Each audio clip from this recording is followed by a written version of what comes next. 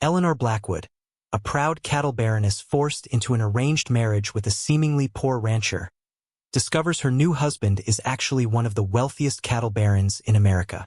When enemies threaten her empire, will she learn that true worth isn't measured in acres or cattle, but in finding someone who values her for exactly who she is? The crash of breaking china echoed through Blackwood Manor as Eleanor slammed her fist against the mahogany desk. The letter fluttered to the floor like a wounded bird. Her whole life had just changed with a few ink strokes from a dead man's hand. Marry a stranger? Father must have lost his mind before he died.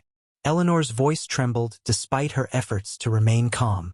6 ranch hands below the window stopped their work, glancing up at the sudden outburst from their normally composed boss.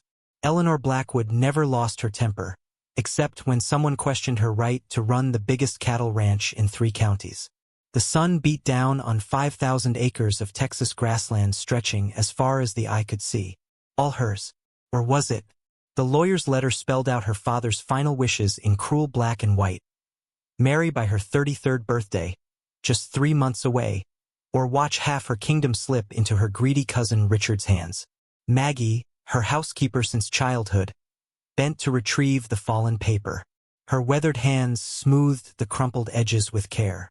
"Perhaps this Mr. Foster isn't as bad as you fear," Maggie offered, placing a cup of steaming tea on the desk. "Your father wouldn't choose just anybody." Eleanor's laugh had no joy in it. "A poor rancher from Colorado with good breeding but modest means? That's how the lawyer described him. Father spent my whole life telling me never to settle for less than the best. And now from the grave, he saddles me with some nobody I've never met." She paced to the window, boots clicking against polished floorboards. Outside, a newly branded calf wobbled beside its mother. The Blackwood brand, her brand now, stood stark against its hide. "I've built this place into something bigger than even Father dreamed. 300 head of the finest cattle in Texas. Contracts with buyers all the way to Chicago. And now I'm supposed to hand control to some man just because Father worried about me being a spinster at 32. Maggie's voice softened. "No one said anything about handing over control. Didn't they?" Eleanor spun around, her riding skirt flaring. "You know how the world works. The moment I say I do, everything I've built becomes his in the eyes of the law." A knock at the door interrupted them. Tom, her foreman for the past 10 years, stood with his hat in his hands. "Sorry to bother you, Miss Blackwood, but there's trouble at the north pasture. That new bull broke through the fence again." Eleanor grabbed her hat from the hook. "Saddle my horse, Tom. I'll be right there." "But Miss," Maggie protested, "the lawyer is coming in an hour to discuss the wedding arrangements." "The lawyer can wait." Eleanor yanked on her riding gloves. "The cattle won't." The powerful muscles of her palomino carried her across the vast expanse of her land. Wind whipped her dark hair that had escaped its pins, and for those precious moments, she felt free. This was where she belonged, not in some parlor discussing wedding details for a marriage she never wanted. The wayward bull had trapped itself in a gully, bellowing its frustration. Eleanor dismounted smoothly, approaching with confidence born from years of handling livestock. This was a problem she could solve, unlike the impossible situation her father had left her in. "Easy now," she murmured, her voice low and steady. The animal's eyes rolled, but it stilled at her approach. Tom and 2 other ranch hands watched in respectful silence as she guided the valuable creature back toward the broken fence. They knew better than to interfere unless asked. 5 years of proving herself after her father's death had earned her that respect. "Miss Eleanor sure has a way with the ornery ones," one of the younger hands whispered. Tom nodded. "Best rancher in the county, man or woman. Shame about this marriage business." Eleanor pretended not to hear as she worked, though their words stung like salt in a fresh cut. Everyone would know soon enough. The proud cattle baroness of Texas, forced to marry a nobody to keep what was rightfully hers. By the time they'd repaired the fence and returned the bull to its pasture, the afternoon was waning. Eleanor's mood had darkened with the sky as storm clouds gathered on the horizon, a fitting backdrop for returning to face the lawyer. The black carriage in the front drive told her he'd waited. Good. Let him cool his heels a bit longer. She took her time in the barn, brushing down her horse with methodical strokes.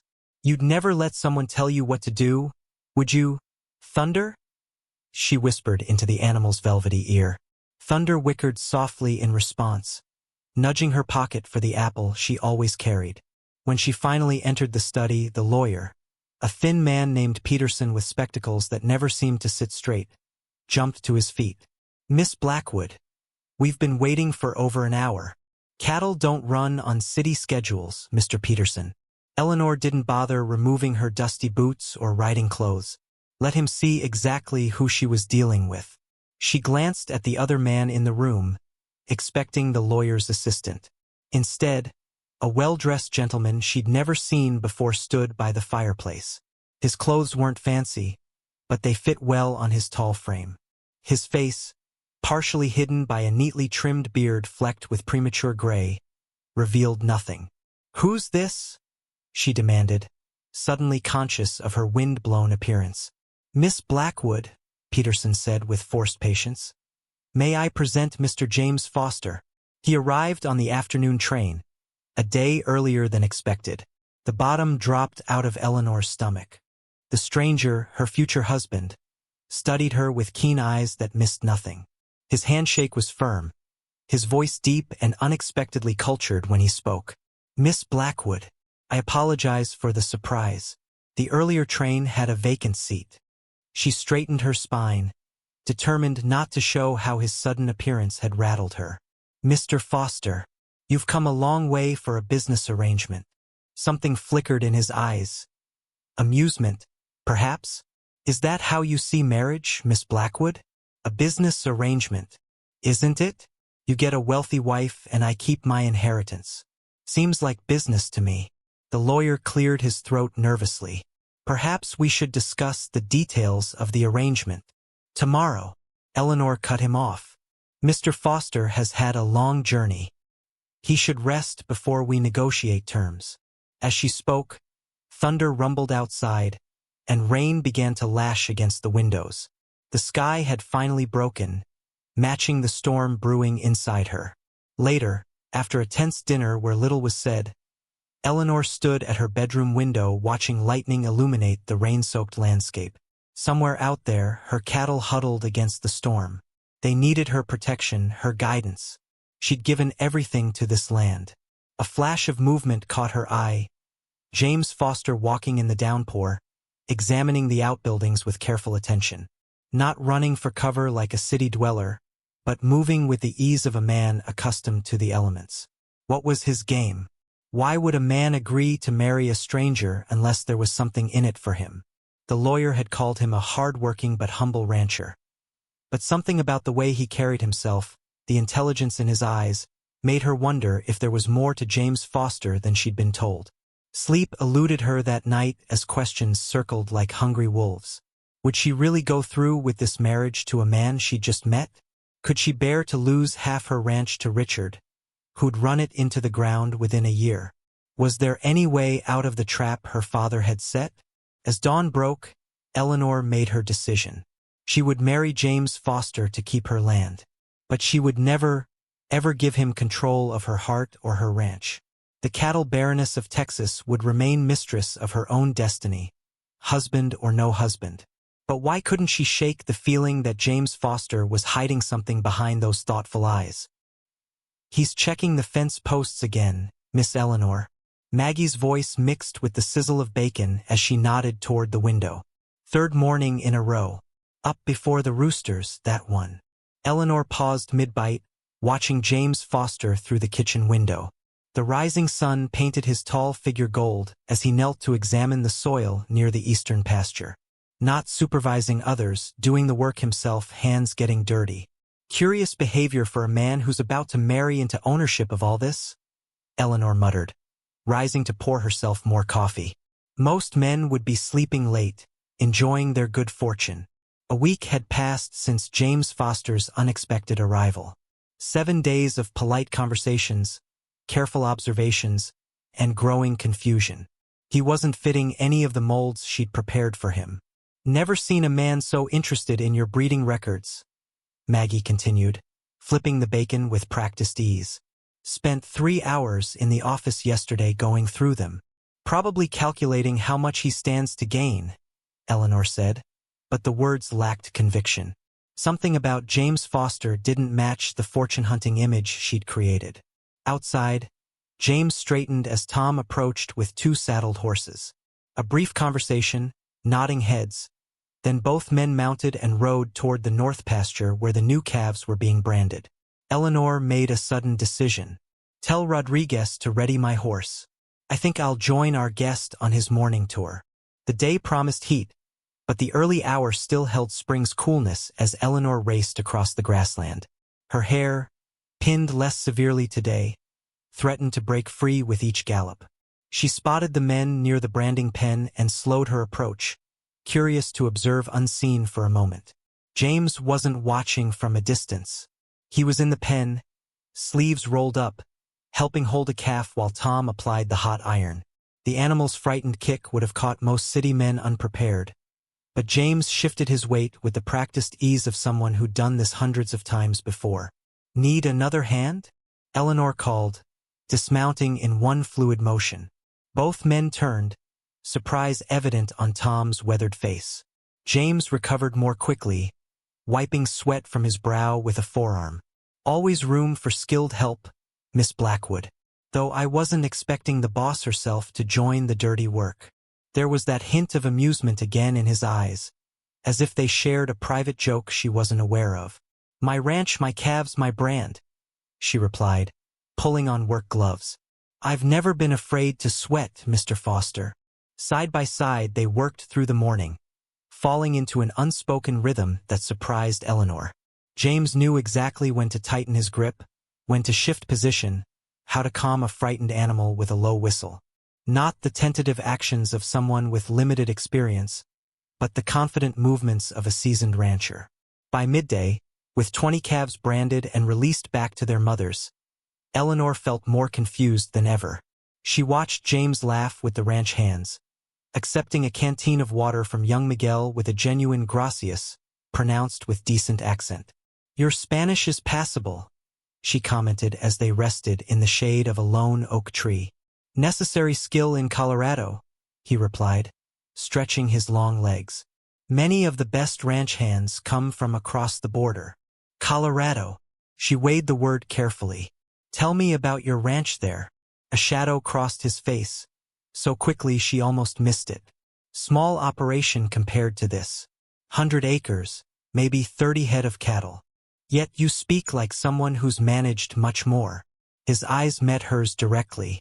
I've worked on many ranches, Miss Blackwood. Started as a hand when I was 14. Learned from the ground up. Before she could probe further, hoofbeats approached fast. Miguel raced toward them, his young face tight with worry.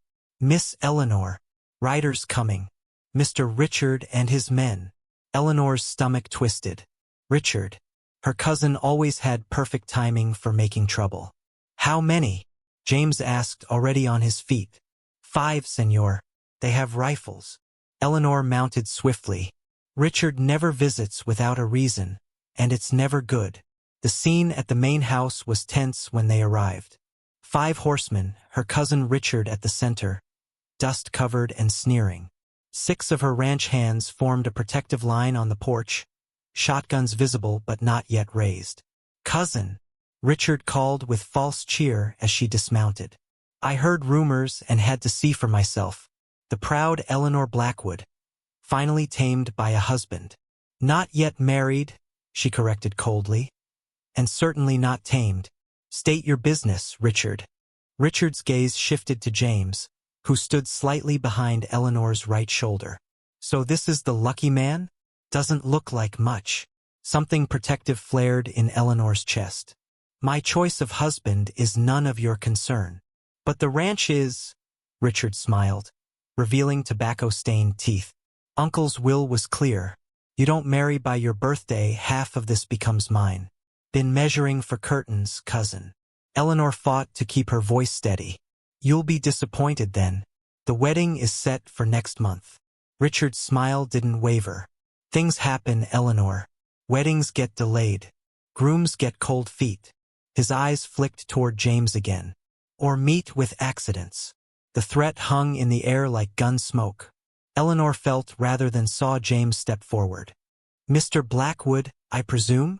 His voice carried calm authority that made everyone, including Richard, straighten slightly. I understand family disputes can be passionate, but threatening violence crosses a line I don't tolerate on my property. Your property? Richard scoffed. You're not married yet, stranger. A technicality soon remedied. James's tone remained pleasant, but something in his stance made two of Richard's men shift uncomfortably in their saddles. Until then, you're trespassing on Miss Blackwood's land. I suggest you leave while the invitation to do so remains polite. Richard's face darkened. He opened his mouth, then closed it, eyes narrowing as he studied James more carefully. Something he saw gave him pause. We'll go, he finally said, wheeling his horse. But this isn't over, Eleanor. Not by a long shot. He spurred his mount, calling over his shoulder. Better watch your back, Foster. And hers. As the riders disappeared in a cloud of dust, Eleanor rounded on James. My property? She demanded. I don't recall signing anything over to you, Mr. Foster. For the first time, James looked genuinely startled. A turn of phrase, nothing more. I meant no offense. Everything means something, Mr. Foster, especially words about ownership. The afternoon heat pressed down, making her temper shorter. I agreed to this marriage to keep my ranch, not to hand it over. He studied her for a long moment. Is that what you think I want? Your ranch. What else would bring a man like you to marry a woman you've never met? A man like me? Something hardened in his expression. And what exactly do you know about men like me, Miss Blackwood? The question hung between them, unanswerable because she realized suddenly she knew almost nothing about him. Nothing beyond the sparse details in the lawyer's letter and her own assumptions. Before she could respond, a commotion from the barn broke the tension. A horse screamed in pain, the sound sending ice through Eleanor's veins. Thunder!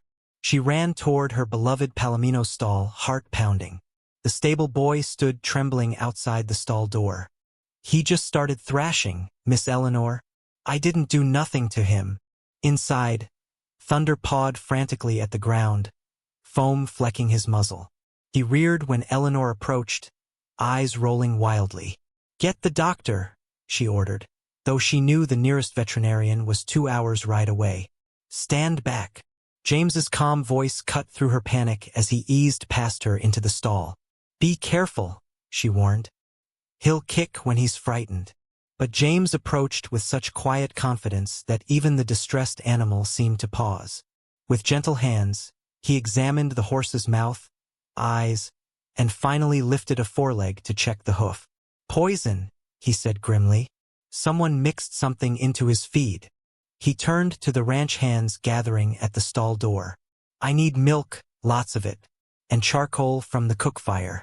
Hurry! Eleanor's world narrowed to the space of the stall, watching as James worked with swift, sure movements. He mixed the charcoal with milk in a bucket. Hold his head, he instructed Eleanor. He trusts you. Together they coaxed the suffering animal to drink the mixture. Thunder resisted at first, then gradually accepted as Eleanor whispered soothingly in his ear. James administered more of the concoction over the next hour until finally the horse's breathing steadied. He'll live, James pronounced, wiping sweat from his face with a bandana. Someone wanted to hurt you through him. Richard, Eleanor said, voice shaking with rage. This is how he operates. Never direct. Coward's way, James agreed, his hand resting briefly on her shoulder. The touch was comforting, and she didn't pull away. How did you know what to do? She asked as they finally left the stable, Thunder sleeping fitfully but out of danger. James hesitated. My father was a horse doctor before he tried ranching. Taught me a few things. A few things? She stopped walking to face him directly. You saved Thunder's life with more skill than any horse doctor I've ever seen. Something shifted in his expression, a moment of openness quickly masked. We all have hidden talents, Miss Blackwood. Indeed we do, Mr. Foster. She studied his face in the fading light. And I'm beginning to think you have more than most. That night, as Eleanor lay awake listening to the familiar night sounds of her ranch, her thoughts circled restlessly. James Foster was a mystery with layers she hadn't expected. Not the fortune hunter she'd feared, but definitely not just the humble rancher described in the lawyer's letter. His hands bore the calluses of hard work, but his knowledge went beyond practical experience. He spoke like an educated man, moved with the confidence of someone used to command, and handled her cousin with the poise of someone familiar with men of Richard's ilk. Most confusing of all, when he'd stepped forward to defend her today, something had sparked inside her. Something dangerously close to admiration. But one question burned brightest as sleep finally claimed her. What secrets was James Foster hiding behind those thoughtful eyes, and why did uncovering them suddenly matter so much? No, that's all wrong. Eleanor snatched the wedding plans from the dressmaker's hands. I said simple, not a walking frosted cake. The woman's face fell. But Miss Blackwood, a bride of your standing, will wear what she chooses. Eleanor tossed the sketches onto the table. 3 weeks of wedding preparations had frayed her last nerve. A chuckle from the doorway made both women turn. James leaned against the frame, arms crossed, amusement dancing in his eyes. Something funny, Mr. Foster? Eleanor asked coolly. Just admiring your decisiveness. He stepped into the parlor. Mrs. Miller, perhaps Miss Blackwood would prefer to show you what she has in mind, rather than the other way around? The dressmaker brightened. Oh yes, do you have a design, Miss Blackwood? Eleanor hesitated. She hadn't thought that far, focused only on what she didn't want. James slipped a folded paper from his pocket. If I may suggest. He handed it to Mrs. Miller, whose eyes widened. This is lovely. So elegant yet practical. The perfect compromise between fashion and function. Eleanor peered over the woman's shoulder. The sketch showed a wedding dress unlike any she'd seen. Beautiful but sensible, with clean lines that wouldn't restrict movement. Not a society peacock's outfit, but a garment for a woman of substance. Where did you get this? She asked James when the excited dressmaker had bustled off with the design. I have a sister in Boston. She designs clothing for women who don't want to be trapped in corsets and cages. His smile was warm. You reminded me of her. Strong-willed, practical. The casual mention of family, the first personal detail he'd volunteered, caught Eleanor's attention more than the compliment. You've never mentioned a sister before. Something guarded returned to his expression. You've never asked about my family before. The truth of his words stung. 3 weeks of living under the same roof, preparing to marry, and she'd never once inquired about his past or people. Her focus had been solely on protecting her future, her ranch. The realization followed her like a shadow as she rode out to check the western pasture that afternoon. James had declined to join her, mentioning correspondence that needed attention. More mysteries. Who did a small Colorado rancher exchange letters with so regularly? The western hills rose gentle and green after spring rains. Eleanor let thunder pick his path, the horse fully recovered from the poisoning incident. Her thoughts wandered freely, cataloging tasks and concerns as she always did during these solitary rides. New fencing needed near the creek. The Chicago buyer would arrive next week. The wedding was just 17 days away. The wedding. A knot formed in her stomach whenever she thought about it. Not just the ceremony, but what came after. Sharing her home, her land, perhaps even her bed, with a man who remained largely a stranger despite their daily interactions. A stranger who continued to surprise her, who understood ranching at a level that matched her own, who treated her workers with respect, who somehow knew exactly what style of wedding dress would appeal to her. Movement in the distance broke her reverie. A rider approached from the direction of town, pushing his horse hard. Eleanor recognized Miguel's slight frame and urged Thunder into a gallop to meet him. Señorita. The boy reined in, breathing hard. A telegram came for Mr. Foster. The station master said it was urgent. I brought it right away. Eleanor took the yellow envelope, thanking Miguel before sending him to the kitchen for food. She stared at the telegram, curiosity burning. An urgent message. More secrets. She had every right to open it. This was her ranch, her home. James Foster was still essentially a stranger, despite their impending marriage. If he was involved in something that could affect Blackwood Ranch. The ride back seemed longer than usual, the telegram heavy in her pocket. By the time she reached the house, her decision was made. She would give James his message unopened. Trust had to begin somewhere. She found him in her father's study, her study now, examining ledgers with complete absorption. Sunlight streamed through the window, catching in his hair, highlighting the focused intensity of his expression. For a moment, she simply watched him, struck by how natural he looked there, among her father's books and papers. Telegram for you. She held out the envelope. Miguel brought it from town, marked urgent. He looked up, surprise flickering across his face, followed by something that might have been approval when he noted the unopened seal. Thank you. His fingers brushed hers as he took the envelope. Eleanor turned to leave, respecting his privacy, but his sharp intake of breath stopped her. She glanced back to see his face had paled beneath his tan. Bad news? She asked. He hesitated, clearly debating how much to share. My partner in Colorado is ill. Pneumonia. Partner. The word hung between them. You never mentioned a business partner. Not business. Ranch partner. We work the land together. I see. But she didn't, not really. More pieces of the puzzle that refused to fit properly. I should go to him. James folded the telegram carefully. He has no family. The prospect of his departure sent an unexpected pang through Eleanor. Of course. When would you return? Before the wedding. He met her gaze directly. I gave my word about our arrangement. I won't break it. The businesslike reminder of their arrangement stung more than it should have. The ranch comes first. I understand perfectly. His expression softened. Eleanor. It was the first time he'd used her given name, and the sound of it in his deep voice made her heart skip. She covered her confusion with brisk practicality. Take the bay gelding. He's sturdy for mountain travel. I'll have Tom prepare provisions. That evening, Eleanor stood on the porch watching James check his saddle one final time before leaving. The fading light painted the ranch in gold and long shadows, a time of day she'd always loved. Promise you won't die on some mountain pass, she said, aiming for light humor and missing by a mile. Finding another husband before my birthday would be terribly inconvenient. His laugh was low and genuine. I promise to return, Eleanor Blackwood. He mounted smoothly. Try not to miss me too much. She raised an eyebrow. I shall barely notice your absence, Mr. Foster. The lie tasted bitter on her tongue.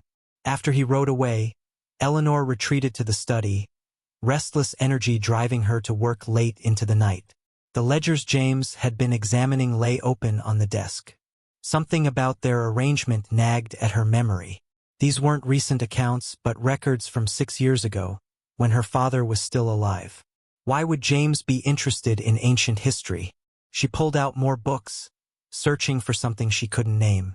Near midnight, a notation in her father's handwriting caught her eye. F.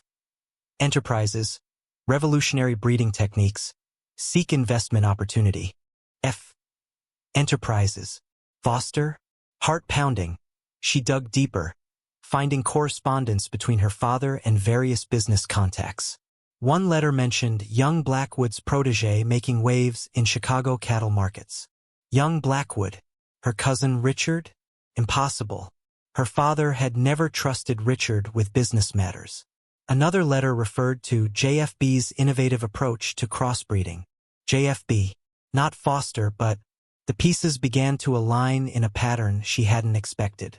Eleanor searched her father's desk drawers until she found a small box she remembered from childhood, a place he kept personal mementos. Inside, beneath old pocket watches and cufflinks, lay a photograph she'd never seen. Her father stood smiling beside a young man of perhaps 20, both dressed in business attire. The young man's face, Clean-shaven in the picture but unmistakable, was James Foster's. On the back, in her father's handwriting, James Foster Blackwood, like the son I lost. Eleanor sank into the leather chair, mind spinning. James Foster Blackwood. Not a poor rancher from Colorado, but someone her father had known well enough to call a son. Someone who shared her family name. The ranch dogs began barking outside, signaling a visitor at this late hour. Eleanor tucked the photograph into her pocket before going to investigate. Tom stood on the porch, face grave in the lantern light. "Miss Eleanor, you'd better come quick. There's trouble at the North Creek." "What kind of trouble?" "Richard's men. They've built a dam upstream, cutting off water to our northern pastures." The implications hit her immediately. Without water, half her herd would suffer in the summer heat, maybe die if the blockage continued long enough. "Saddle my horse," she ordered, "and gather the men." As she prepared to face this new threat, the photograph in her pocket weighed like a stone. James Foster, or whoever he really was, had lied to her from the beginning. But why? And what else wasn't he telling her? Water rights could mean life or death for a Texas ranch. But at this moment, the betrayal of trust hurt more than the threat to her cattle. She had 3 weeks until her birthday, 17 days until her wedding to a man who wasn't who he claimed to be. The future she'd planned so carefully was shifting beneath her feet like quicksand. Who was James Foster Blackwood really? And how was she going to get water back to her desperate herd while uncovering the truth about the man she was supposed to marry? Blood mixed with water and mud, staining Eleanor's sleeve crimson as she pressed the cloth against Miguel's forehead. The boy whimpered, his young face twisted with pain in the lantern light. "Hold still," she murmured, cleaning the wound where the rifle butt had struck him. "You're going to be fine." Around them, the bunkhouse buzzed with tense activity. Ranch hands cleaned weapons, checked ammunition, spoke in low, angry voices. 3 men had been injured in the clash at the creek. None seriously except Miguel, who'd been caught trying to dismantle Richard's dam. "They said they'd shoot next time," the boy whispered. "Said the water belongs to Mr. Richard now." Eleanor's jaw tightened. They lied. She finished bandaging his head and stood, addressing the gathered men. "That creek has watered Blackwood cattle for 40 years. My father filed the rights with the county court." "Papers don't mean much against rifles, Miss Eleanor," Tom said, voicing what everyone knew. "Richard's got 15 hired guns up there, and we have the law on our side." But even as she said it, Eleanor knew how hollow it sounded. The nearest sheriff was a day's ride away, and Richard had always been friendly with the local judge. "We fight." Pablo, her oldest ranch hand, stood up. The Mexican's weathered face was set with determination. "This is our home too." Murmurs of agreement filled the room. These men had worked Blackwood land for years, some for decades. They wouldn't abandon it or her without a fight. Pride and fear warred in Eleanor's heart. She couldn't ask these men to risk their lives, but neither could she surrender what generations of Blackwoods had built. "No one fights tonight," she decided. "We need a plan, not blind courage. Tom, double the night watch. I want to know if Richard's men move closer." Later, alone in her study, Eleanor spread maps across the desk. The North Creek was vital. It watered a third of her grazing land. Without it, she'd have to move cattle to already crowded southern pastures. A soft knock interrupted her thoughts. Maggie entered, carrying a tray with coffee and biscuits. "You need to eat something," the housekeeper said firmly. "Can't fight battles on an empty stomach." Eleanor managed a tired smile. "Who said anything about fighting?" "Your face did." Maggie set down the tray. "Same look your father got when the Henderson family tried claiming the East Ridge. Stubborn Blackwood determination." The mention of her father brought the photograph to mind. Eleanor pulled it from her pocket, studying it again in the lamplight. "Maggie, do you recognize this young man with father?" The housekeeper's eyes widened. She took the photograph with trembling hands. "Where did you find this?" "In father's keepsake box." "Who is he, Maggie? And why did father call him James Foster Blackwood?" Maggie sank into a chair, her face troubled. It's not my place to tell old stories. It is when I'm about to marry a man who's lied about who he is. Eleanor's control finally snapped. James Foster isn't some small-time rancher. He knows father somehow, shares our name, and has been searching through old records. I need the truth. Maggie's sigh seemed to carry the weight of years. Your father never told you about the boy because the memories were too painful. What boy? The orphan he took in after your mother died. A smart young man, eager to learn the business. Your father treated him like the son he never had. Eleanor's throat tightened. Father had a son. Timothy died when I was 10. Yes, and when he found James, just a skinny teenager working with the cattle, something in him healed a little. He gave James opportunities, education, even made him a junior partner in some ventures. The pieces began to align. Enterprises, the Chicago connections, the confident way James handled business matters. What happened to him? Eleanor asked, though she already suspected the answer. They quarreled. Something about breeding methods, I think. James wanted to try new techniques from Europe.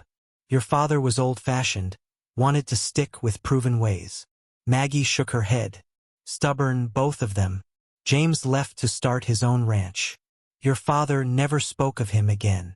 Wind rattled the windows as Eleanor absorbed this revelation. James wasn't just any business partner. He had been like family to her father. Now he was back, pretending to be a stranger, about to marry her under false pretenses. Why the deception? She wondered aloud. Why not simply tell me who he is? Maggie's face softened with something like pity. Men have their pride, Miss Eleanor. Especially men like James Foster Blackwood. A shout from outside interrupted them. Eleanor rushed to the window in time to see a rider gallop into the yard, waving urgently. One of her scouts. In the yard, the man's words carried clearly in the night air. They're moving the herd. Richard's men are stealing the cattle. The next hours passed in a blur of activity. Horses saddled, rifles distributed, men riding out in groups to confront the rustlers. Eleanor insisted on joining them despite Tom's protests. The northern pasture was chaos in the moonlight. Hundreds of cattle, frightened and confused, being driven by riders with torches toward the county line. If Richard got them across, he could claim they were strays on his land.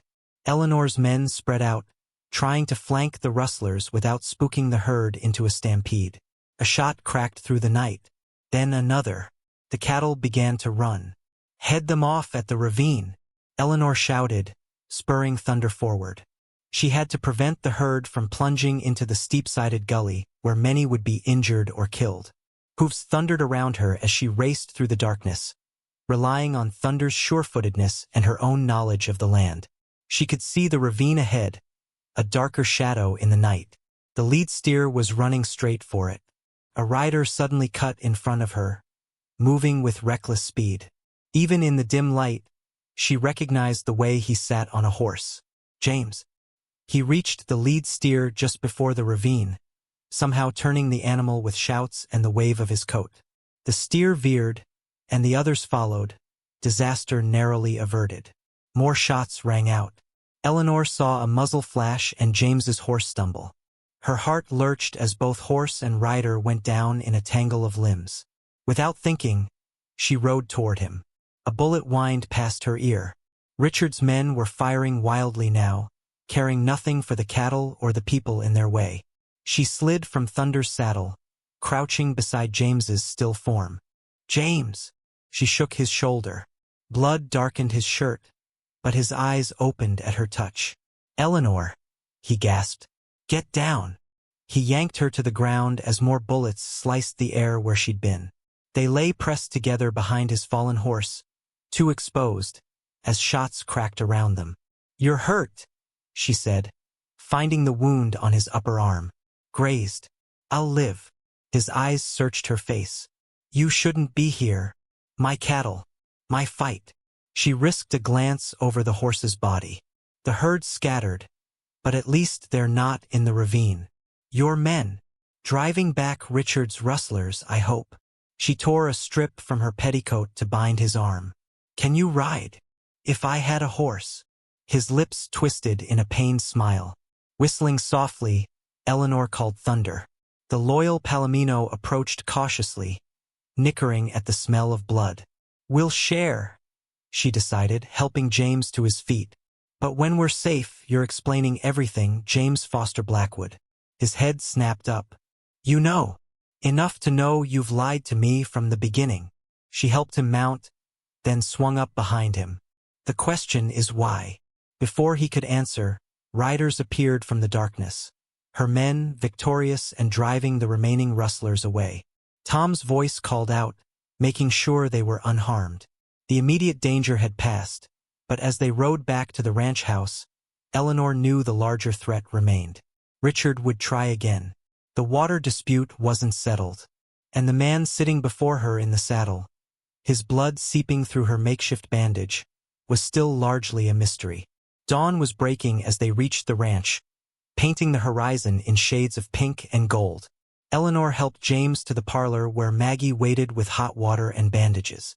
You've been keeping secrets, Mr. Blackwood, Eleanor said, emphasizing his real name.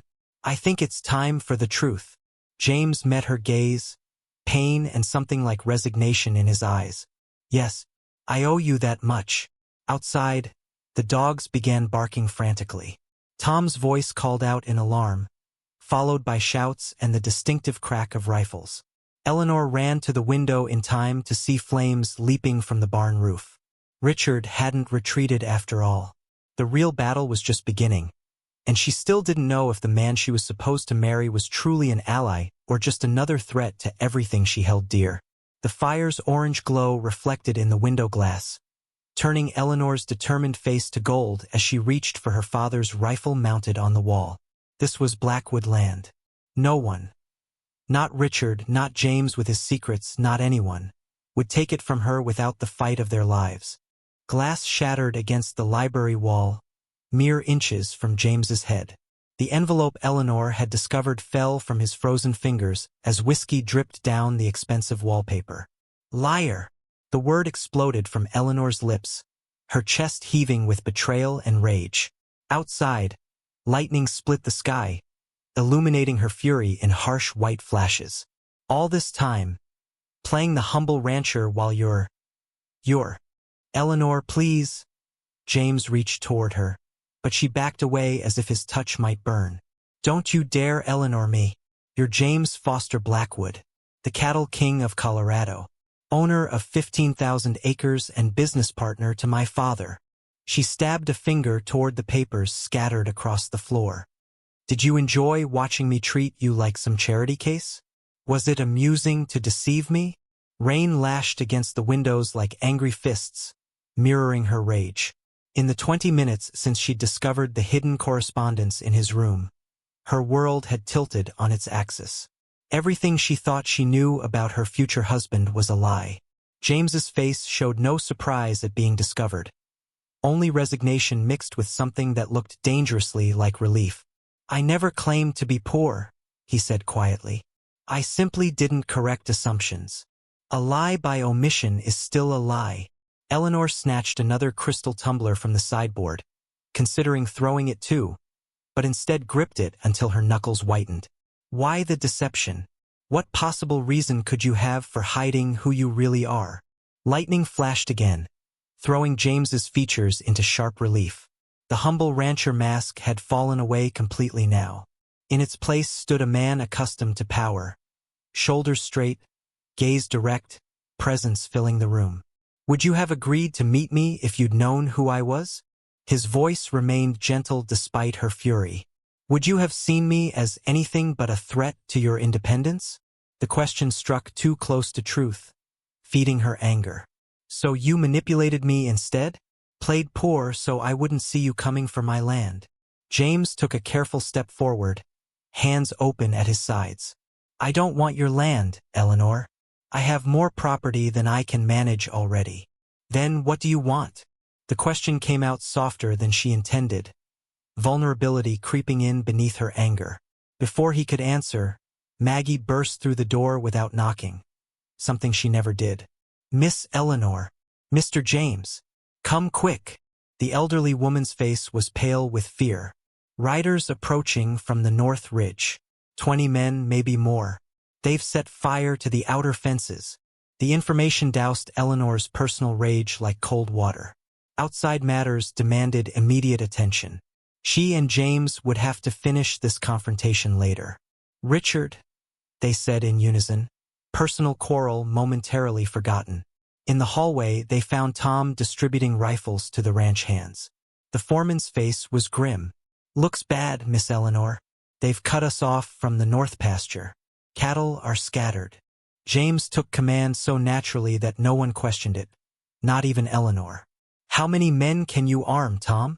12, maybe 14. Some of the boys are just kids. Send Miguel to the Hartwell place. Tell them we need help. James turned to Eleanor, all pretense gone. The creek bed gives them cover to approach from the east. We need to move everyone to the main house. Eleanor nodded sharply. Personal betrayal pushed aside by the immediate threat. The root cellar connects to tunnels my grandfather dug during the border wars. We can move the women and children through there if needed. James's eyebrows rose slightly. Clearly he hadn't known about this feature of the property. Good. Now we need to. A rifle shot cracked through the night, followed by the sound of breaking glass from the kitchen. Someone screamed. They're already here, Tom whispered. The barn. James's decision was immediate. Better position, more cover, clear sight lines to the approach roads. The horses, Eleanor began. Already moved them to the south paddock, Tom confirmed. Manuel took care of it when we first spotted riders. Outside, rain had turned the yard to mud. They raced through it toward the barn, bullets kicking up dirt at their heels. Eleanor had outrun many dangers in her life, but none with stakes this high. Inside the barn, James directed men to defensive positions with the expertise of a military commander. Eleanor helped Maggie and the cook's wife set up a medical area in an empty stall, laying out what few supplies they had. Miss Eleanor, Maggie whispered, hands trembling as she tore sheets into bandages. What's happening? Richard's making his move, Eleanor replied grimly. He thinks if he can scare off Mr. Foster Oregon worse, I'll lose the ranch. But why now? Why not wait until closer to your birthday deadline? Eleanor's eyes drifted to James, who was showing two young ranch hands how to brace their rifles properly. Because he knows something's changed. He's afraid we might actually care for each other. The realization struck her with physical force. Despite her anger at James's deception, something had grown between them over these weeks. Something Richard had recognized even before she would admit it to herself. Take cover. James's shout preceded another volley of gunfire. Bullets splintered would near the hayloft. They're trying to flush us out, Tom growled from his position by a window. Eleanor crawled to James's side, feeling oddly calm now that the moment of crisis had arrived. They won't burn the barn. Richard wants the cattle and buildings intact. James nodded, eyes never leaving the yard outside. It's us he wants gone. His hand briefly covered hers. Eleanor, there's something you should know. A bullet whistled between them, embedding itself in a wooden beam. Later, Eleanor said firmly. First we survive this. For an hour, the standoff continued. Occasional gunfire punctuated the drumming rain, but Richard's men made no major move. They were waiting for something. In the dim lantern light, Eleanor noticed James examining the barn's rear wall with unusual interest. What are you looking for? She whispered. A way out. He ran his hand along the wooden planks. We can't stay here indefinitely. They'll surround us completely by morning. There's no rear exit, Eleanor said. Just the main doors and the small side entrance. James gave her a look that managed to be both apologetic and amused, even in their dire situation. Actually, there is. He pressed against a particular section of wall, and to Eleanor's astonishment, a narrow door swung inward, revealing a dark passage. How did you know about that? She demanded. I've owned this barn my entire life and never knew it existed. James hesitated, then sighed. Because I helped your father build it 12 years ago. Secret exit in case of trouble, Indian raids were still a concern back then. The revelation left Eleanor momentarily speechless. This man had known her father far better than she'd ever suspected. Had been on this very land years before, working alongside the man who raised her. "What else don't I know about you? About my own father?" she finally asked. James's face softened. "Many things, but they're all stories worth telling, if we live through tonight." Tom approached, interrupting their conversation. "Miss Eleanor, one of Richard's men is approaching under white flag." Through the crack in the barn door, Eleanor could see a lone figure on horseback, holding a lantern and what appeared to be a white handkerchief tied to a stick. "What does he want?" she wondered aloud. "To deliver terms," James said grimly. "Richard knows he can't simply kill us without raising questions with the law. He'll want to force us out legally." Eleanor straightened her spine, decision made. "I'll hear what he has to say." "Not alone." James's tone left no room for argument. Together they stepped into the rain-soaked yard, rifles from the barn covering them. The messenger, one of Richard's foremen named Dawson, remained on horseback, looking nervously at the rifles trained on him. "Mr. Richard has a proposition," Dawson announced without preamble. "Sign over the north pasture to him tonight, and he'll withdraw his men. Nobody gets hurt. The north pasture contains my best grazing land and the main creek," Eleanor replied evenly. "He knows that's where half my herd feeds." Dawson shrugged. "Take it or leave it. He says to tell you this is just the beginning. He's got friends in the county office now. Can make things mighty difficult for a woman trying to run a ranch on her own." "She's not alone." James stepped forward, and something in his stance made Dawson's horse skitter backward nervously. "Tell Richard that Foster Blackwood says he's making a grave mistake." The color drained from Dawson's face at the name. "Foster Blackwood? The Denver cattle baron?" James smiled thinly. "The same. And Miss Blackwood's future husband." Dawson swallowed hard. "Mr. Richard didn't say nothing about." "Precisely." James cut him off. "Now go back and inform your employer who he's really dealing with, and that if one more shot is fired at this ranch tonight, I'll bring the full weight of my connections down on him. Financial, legal, and otherwise." As Dawson galloped away, Eleanor turned to James with new understanding dawning in her eyes. "That's why my father arranged this match," she said softly. "Not just for protection, but because he trusted you. Because he knew you could help me fight the battles he saw coming." James's gaze held hers steadily in the rain. "Partly, but there's more to it than that." "Tell me," she whispered, no longer certain if the wetness on her face was rain or tears. "Later," he promised, watching the distant lights of Richard's men beginning to withdraw. "When we're not standing in a storm with rifles pointed at us. But I promise you this, Eleanor Blackwood. I never came for your land. I came because the man who was like a father to me asked me to look after his daughter. And then I stayed because that daughter turned out to be the most remarkable woman I've ever met." The honest admission hung between them as thunder rolled in the distance. Eleanor felt the last pieces of a puzzle finally shifting into place, though many questions remained. "We should get back inside," she said finally.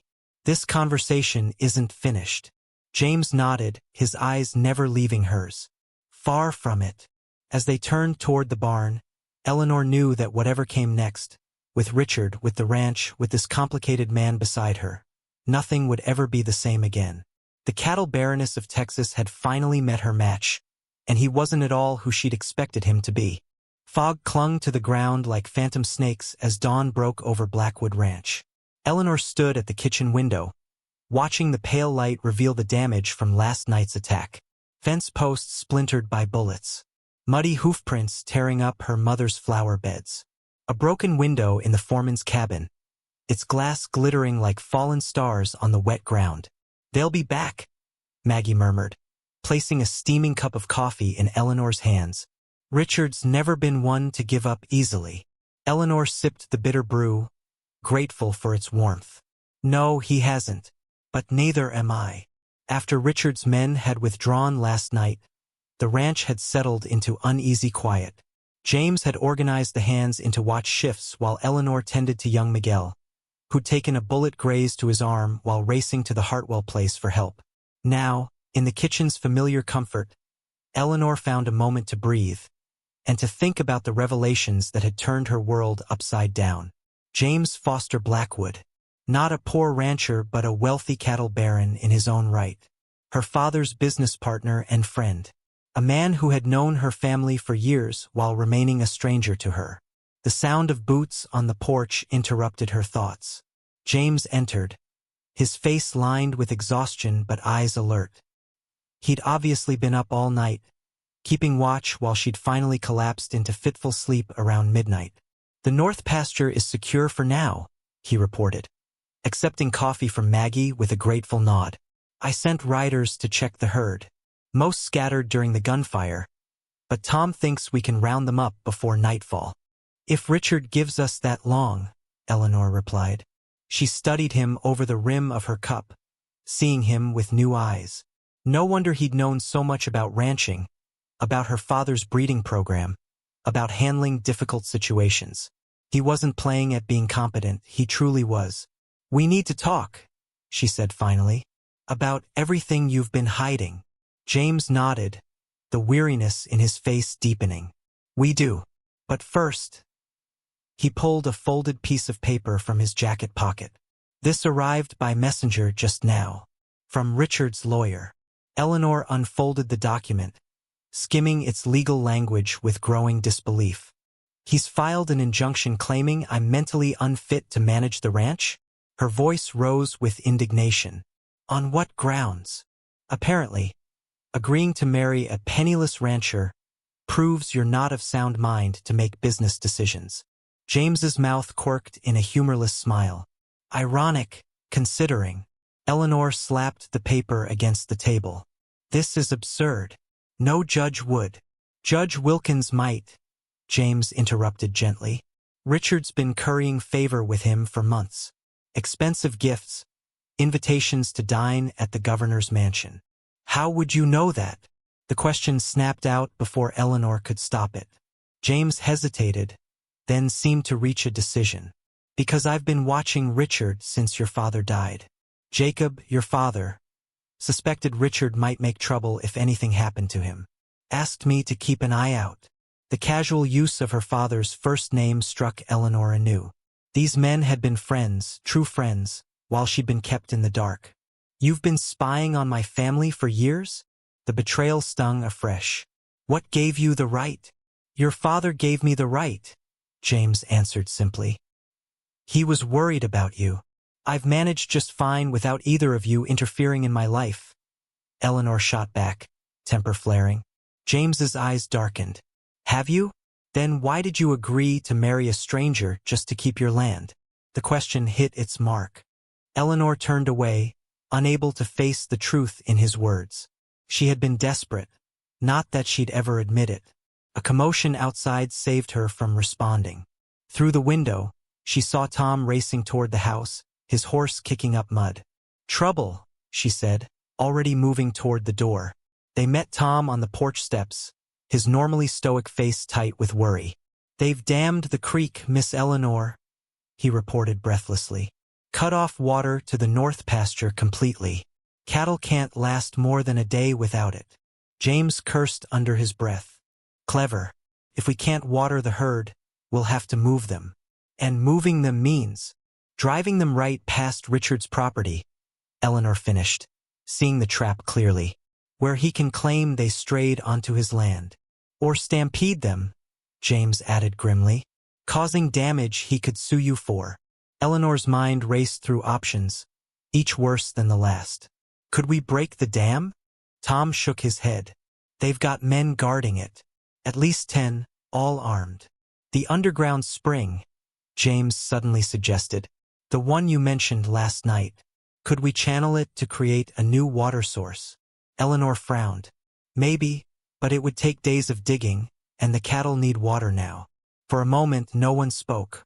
The ticking of the hall clock seemed unnaturally loud as the three of them contemplated their limited options. Then James straightened, decision made. "There's another way, but I'll need to ride into town." Town. Eleanor stared at him. What possible help could you find there? Richard has half the businessmen in his pocket. James's smile held no humor. Not the bank. And not the telegraph office. Understanding dawned slowly. You're going to use your connections. I'm going to remind certain people who James Foster Blackwood is, he corrected quietly. And what happens to those who cross him or his family? The word family hung in the air between them. Not quite a claim, but an offer. Possibility. I'll go with you, Eleanor decided. Two can play this game of revealing true identities. Tom cleared his throat. Begging your pardon, Miss Eleanor, but someone needs to stay here. Richard might try something while you're both gone. Eleanor hesitated, torn between the need to protect her home and the desire to see James in action as his true self. He's right, James said gently. The ranch hands respect you. They'll fight harder knowing you're here with them. Reluctantly, Eleanor nodded.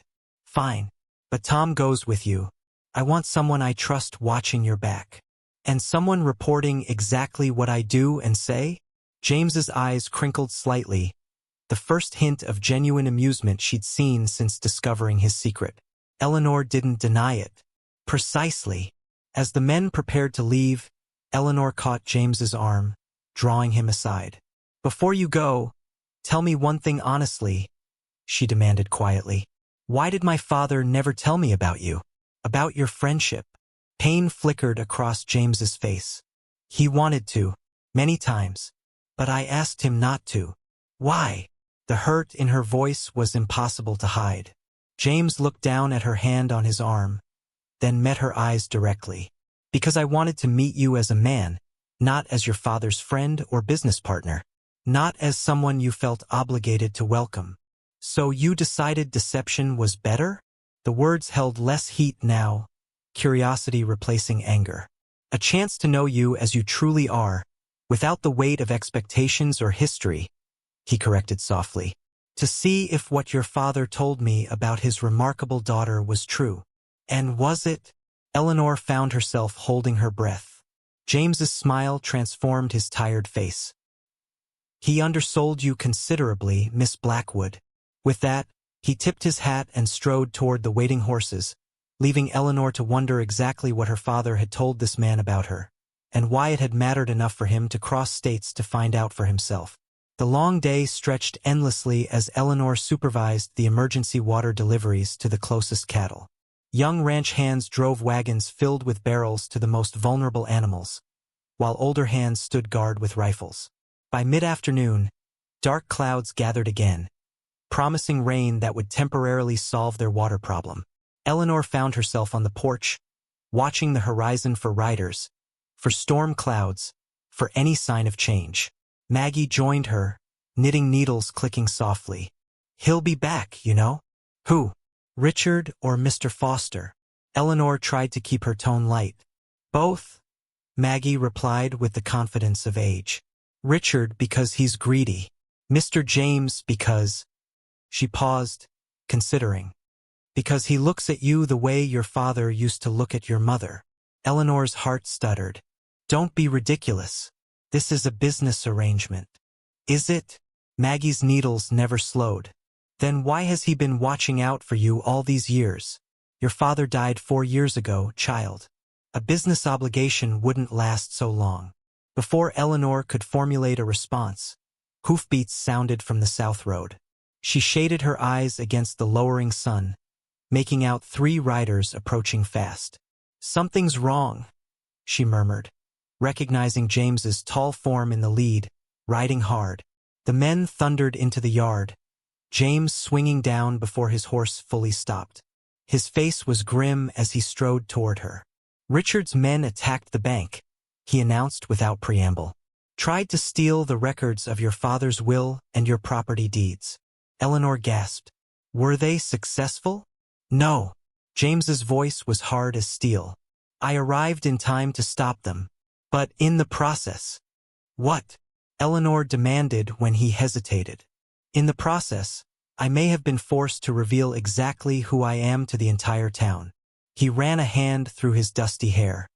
Including my connection to the governor, 3 judges, and the owner of the largest cattle shipping company in the state. Tom, dismounting more slowly, added with something like awe in his voice, "Never seen anything like it, Miss Eleanor. 1 minute we're facing down for armed men in the bank. The next Mr. James here is promising to ruin each of their families for generations if they don't stand down." "And they believed you?" Eleanor asked, studying James with new respect. "They know my reputation," he answered simply. "What I promise, I deliver, good or bad." Thunder rumbled overhead as the promised storm approached. Eleanor made a quick decision. "Inside. All of you. We need to plan our next move before Richard retaliates." In the library, maps spread across her father's desk, Eleanor finally asked the question that had been burning in her mind all day. "If you have this much power and influence, why the secrecy? Why pretend to be something you're not?" James looked up from the map, his eyes troubled. "Because power changes how people see you, how they act around you. I wanted—" He paused, seeming to search for words. "I wanted to know if you could care for the man, not the name or the bank accounts. And now—" Eleanor's voice was barely audible above the rain beginning to pelt the windows. James held her gaze steadily. "Now I'm done hiding. From you, from Richard, from anyone. James Foster Blackwood stands before you, exactly as he is, with all his resources at your disposal." "Our disposal," she corrected softly. "If we're to be partners in this marriage." Something warm flickered in James's eyes. "Partners, then?" Behind them, Tom cleared his throat awkwardly. "Sorry to interrupt, but you should know. Judge Wilkins rode in with us. He's waiting in the front parlor." Eleanor and James exchanged surprised glances. "Why would the judge come here?" she wondered aloud. "Because," James said with satisfaction, "I persuaded him that being on Richard's side was considerably more dangerous than being on ours." As they moved toward the parlor, Eleanor caught James's arm once more. "One last question," she said quietly. "When this is over, when Richard is dealt with and the ranch is secure, will you stay? Or will you return to your empire in Colorado?"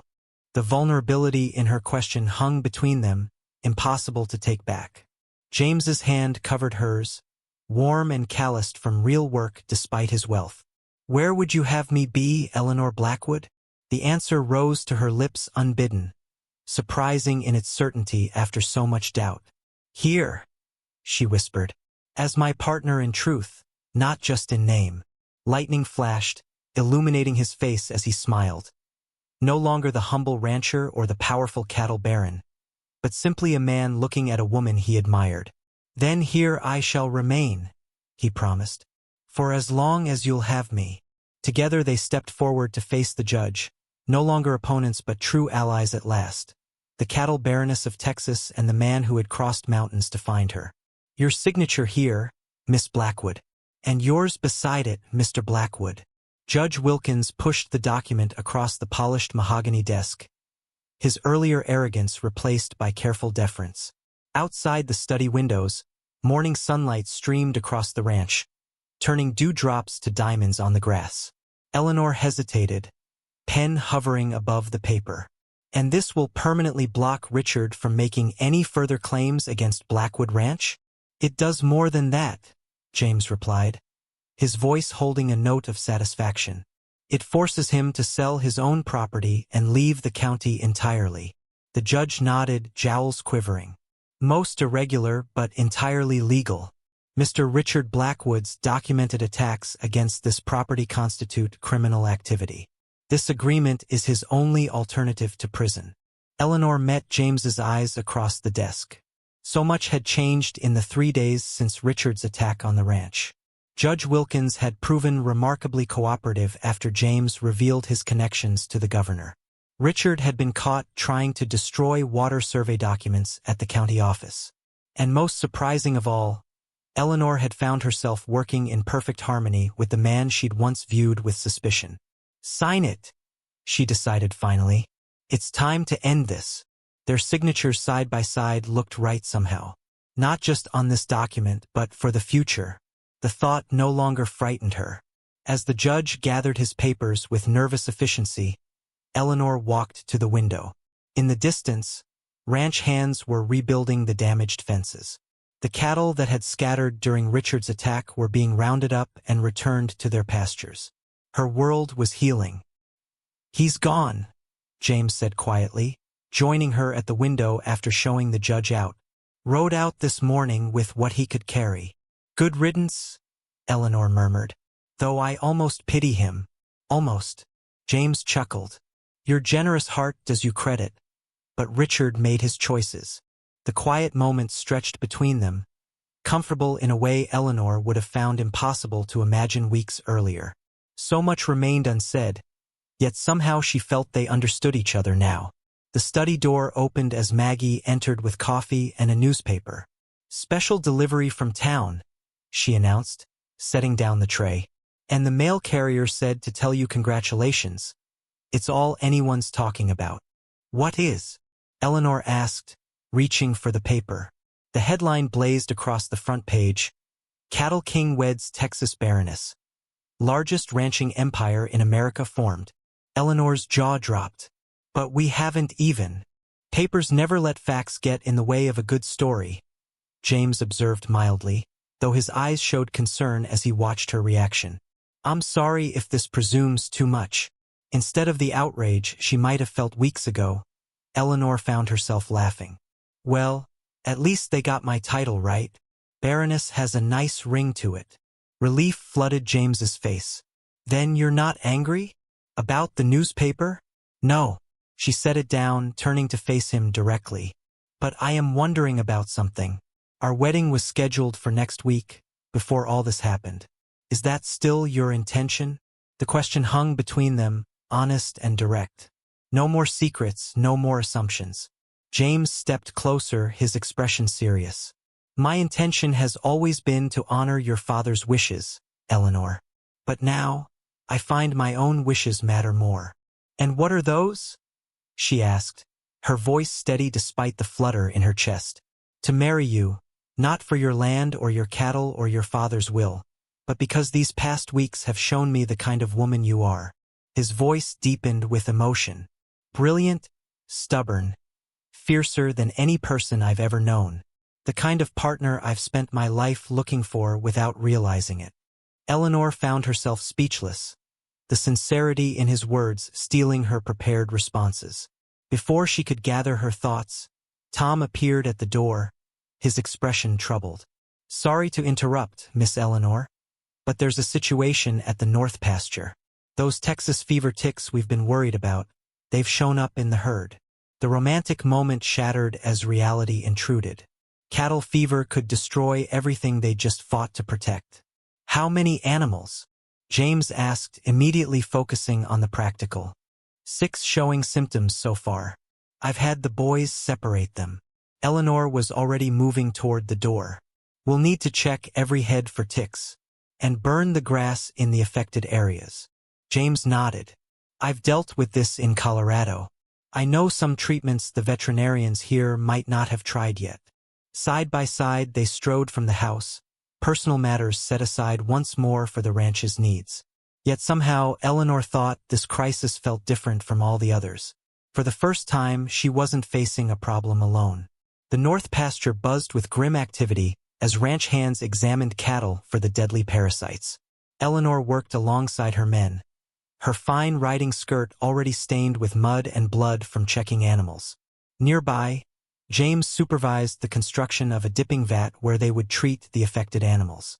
His coat long discarded, shirt sleeves rolled up, he worked as hard as any ranch hand. Several times Eleanor caught herself watching him. His capable hands, the easy way he directed the workers, how he knew each animal's condition without consulting notes. "He's a good match for you," Maggie observed, appearing beside Eleanor with canteens of water. "Different from what you expected, but exactly what you need." Eleanor accepted the water gratefully. "I never said I needed anyone." Maggie's weathered face creased with a knowing smile. "Didn't have to say it. Some things are just plain as day." As the older woman moved on to distribute water to the workers, Eleanor found herself considering the truth in her words. James complimented her in ways she hadn't anticipated. Where she was impulsive, he was thoughtful. Where she knew the ranch's history, he brought new ideas from his wider experience. Eleanor. James's urgent call interrupted her thoughts. He was crouched beside a heifer showing severe symptoms, his face grave. We need to talk strategy. This is worse than I initially thought. Together they walked to the shade of a lone oak tree, heads bent in serious discussion. We can save most of the herd, James explained, sketching a diagram in the dirt with a stick. But we'll need to make some difficult decisions. That section of the herd may need to be culled to prevent spread. Eleanor winced. Those cattle represented a significant investment. There's no alternative? None that I've found effective. His face showed genuine regret. I'm sorry, Eleanor. She squared her shoulders. Then we do what must be done. But I want to try your dipping method first on all of them. No hasty decisions. His smile held respect and something warmer. Agreed. I wouldn't expect anything less from you. As the day wore on into evening, the situation gradually came under control. The affected animals were isolated, treatment plans implemented, and precautions taken to protect the rest of the herd. Eleanor found herself in the barn as twilight deepened, checking on a particularly valuable bull that had shown early signs of infection. He looks better already, James said, entering the stall behind her. He'd clearly just washed up, his face and hair damp, clean shirt only half-buttoned in his haste. The medicine you telegraphed for from Denver is working wonders, she agreed, stroking the animal's flank. I've never seen recovery this quick. Benefits of partnership, James said quietly. Your knowledge of your animals, my connections to newer treatments. The word partnership lingered between them, its meaning extended beyond business. Eleanor turned to face him in the lantern light. We never finished our conversation from this morning. No, he agreed, moving closer. We didn't. The bull shifted restlessly in his stall, reminding them of his presence. Perhaps somewhere more private? James suggested, a hint of amusement in his eyes. They walked together toward the house, their path lit by a rising moon. The night air carried the scent of distant rain and blooming wildflowers. Around them, the ranch settled into evening rhythms. Lamps being lit in the bunkhouse, horses nickering softly in the paddock, the distant call of a night bird. I've been thinking, Eleanor said as they reached the porch steps, about the newspaper article, about the wedding. James stopped, waiting for her to continue, his expression carefully neutral.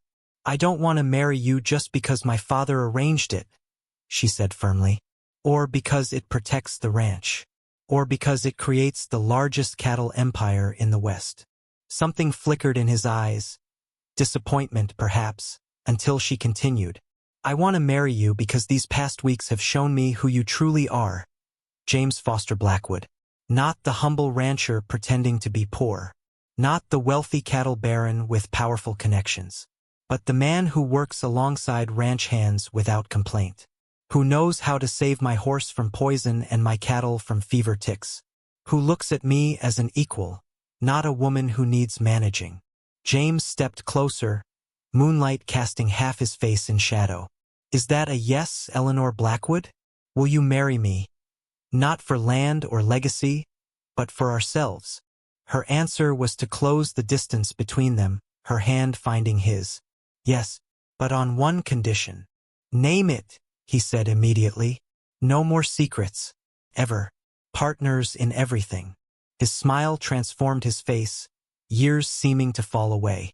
Partners in everything, he agreed. Starting now. As they sealed their agreement with a kiss, Eleanor knew that whatever challenges tomorrow brought, tick fever or drought, market prices or difficult neighbors, they would face them together. The cattle baroness had found her king, and together they would build something greater than either could have accomplished alone.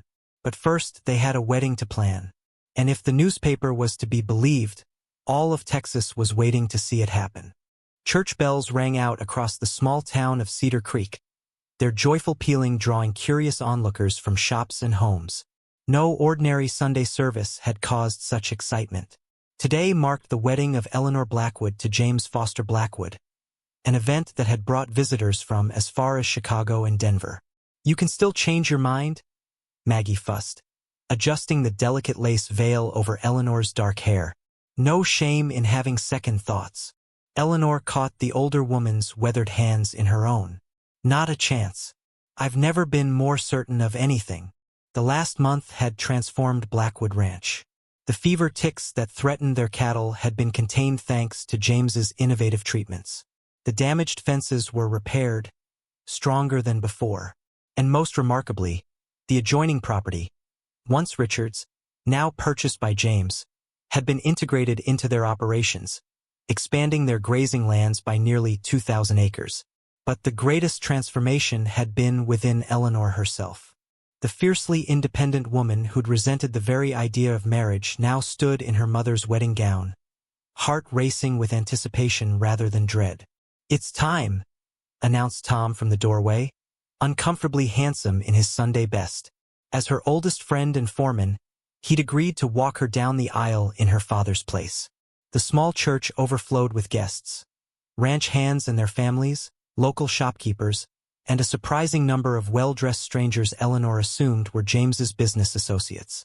Whispers followed her progress down the aisle, some admiring, others curious or even envious. At the altar waited James, more handsome than she'd ever seen him in a tailored black suit.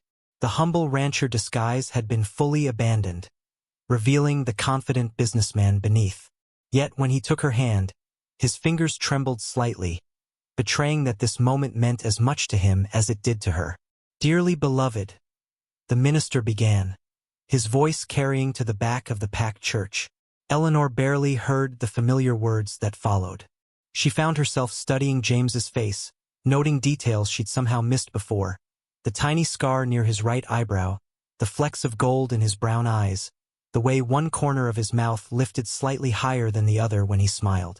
"I, James Foster Blackwood, take thee, Eleanor Catherine Blackwood." His voice, steady and sure, reciting the traditional vows with a conviction that swept away the last of her doubts. When her turn came, Eleanor spoke with equal certainty, surprising herself with the emotion that colored her words. The simple gold band he slipped onto her finger felt nothing like the shackle she'd once feared.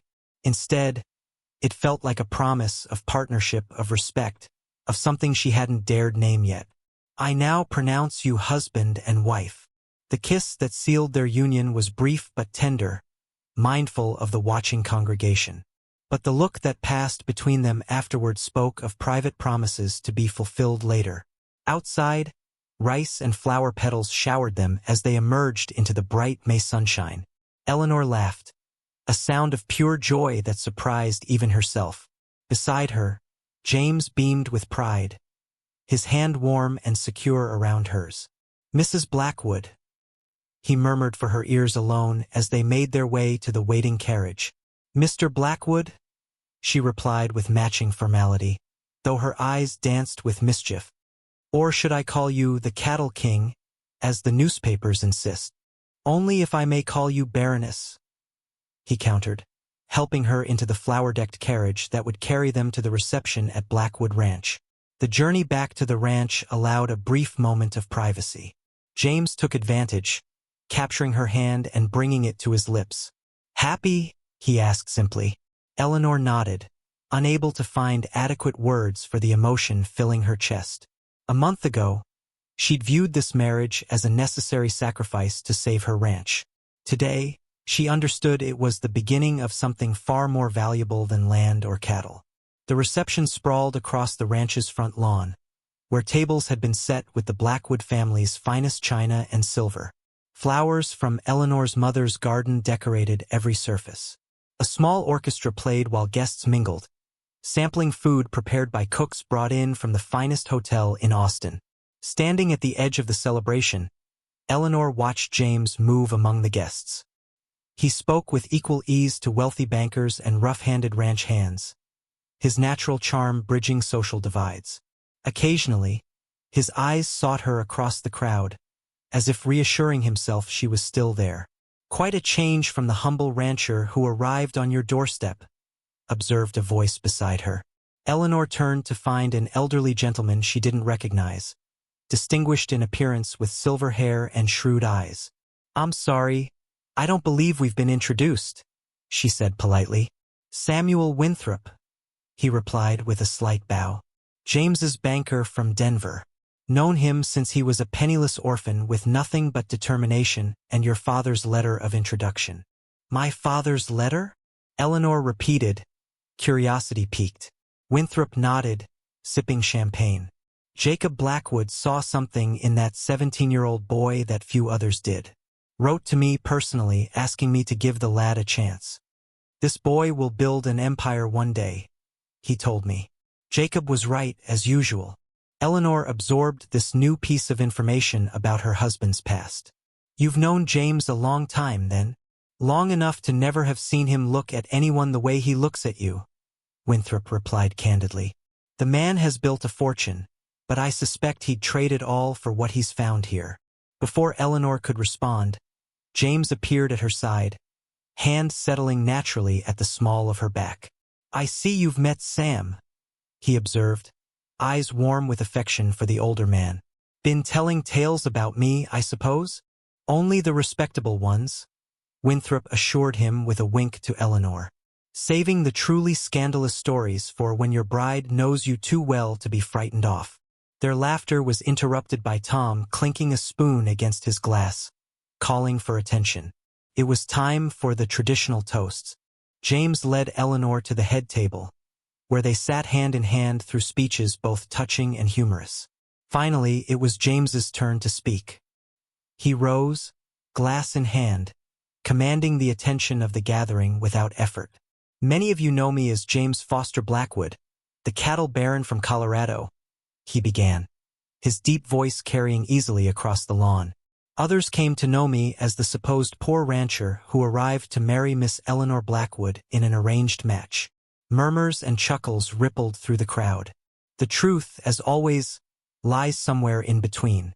I am a successful businessman, yes, but when I came to Blackwood Ranch, I was seeking something money can't buy."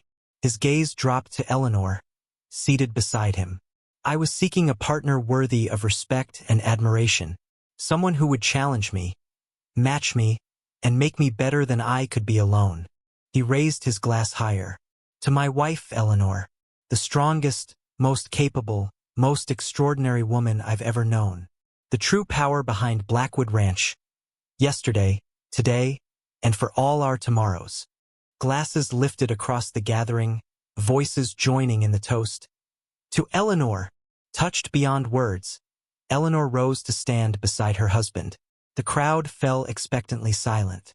"A month ago," she began, finding her voice, "I viewed marriage as a threat to everything I'd built. I feared losing control of my ranch, my cattle, my independence." Her gaze met James's. "I was wrong. True partnership doesn't diminish what we've built. It multiplies it. Today marks not just our wedding, but the beginning of a new kind of ranch. One where two equal partners combine their strength." She raised her glass. "To James, who had the patience to let me discover his true worth for myself. And to all of you who stood by us against those who would have taken everything we've worked for." As the celebration continued into evening, lanterns were lit across the grounds, casting a magical glow over the proceedings. The orchestra struck up a waltz, and James led Eleanor onto the makeshift dance floor for their first dance as husband and wife. "Happy, Mrs. Blackwood?" he murmured, echoing his earlier question as they moved together in perfect rhythm. "Happier than I ever expected to be, Mr. Blackwood," she replied honestly, "though I'm still not entirely sure I've forgiven you for your deception." His eyes crinkled with amusement. "Then I'll spend our lifetime earning that forgiveness." "Our lifetime," she repeated softly. "I like the sound of that." As twilight deepened into true night, the couple slipped away from the continuing festivities. They walked hand in hand toward the stables, where two saddled horses waited. "Are you sure about this?" James asked as he helped Eleanor gather her wedding dress so she could mount. "Absolutely," she replied firmly. "Our guests can continue celebrating without us. I want to show you something." They rode in companionable silence away from the lights and music, following a path only Eleanor knew. The spring night enfolded them in gentle darkness, broken only by a canopy of stars and a rising full moon. After 20 minutes, they crested a small hill overlooking the entire Blackwood property, and beyond it, the lands that had once been Richard's, now part of their expanded operation. "My father used to bring me here," Eleanor explained, dismounting. "He said that to truly understand what you're fighting for, you need to see it all at once." James joined her, arms slipping naturally around her waist as they gazed at the moonlit expanse below. "It's magnificent. It's more than land," Eleanor said softly. "It's legacy. It's future." She turned in his arms to face him. Our future. The weight of that word, our, no longer felt like surrender. Instead, it felt like expansion, like possibility. "I have something for you," James said, reaching into his coat pocket. He withdrew a small leather pouch and placed it in her palm. Inside, Eleanor found a hand-carved wooden disc, small enough to fit in her palm. On one side was the Blackwood cattle brand. On the other, James's own mark from his Colorado ranch. "I had it made as a symbol," he explained. Two separate identities, two histories, joined together into something new while honoring what came before. Emotion tightened Eleanor's throat as she traced the familiar brands with her fingertip. "It's perfect. Like us," he murmured, drawing her closer. "Not perfect individually, but perfect together."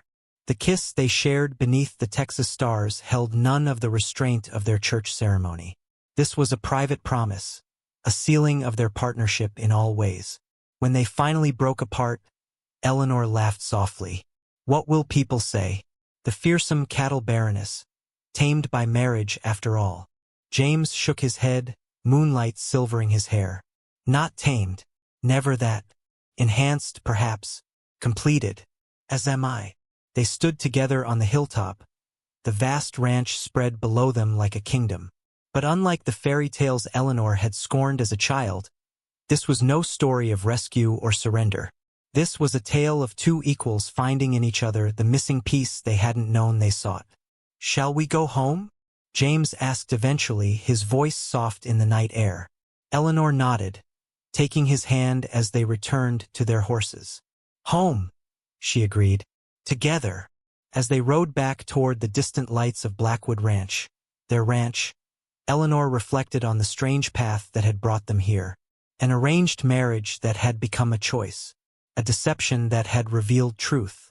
A business arrangement transformed into the deepest partnership of all. The cattle baroness had indeed been shocked by her husband's true identity, but the greatest surprise had been discovering her own capacity for love without loss of self. In finding James, she hadn't surrendered her strength. She had doubled it. And that, Eleanor thought as they rode side by side beneath the Texas stars, was the most valuable discovery of all.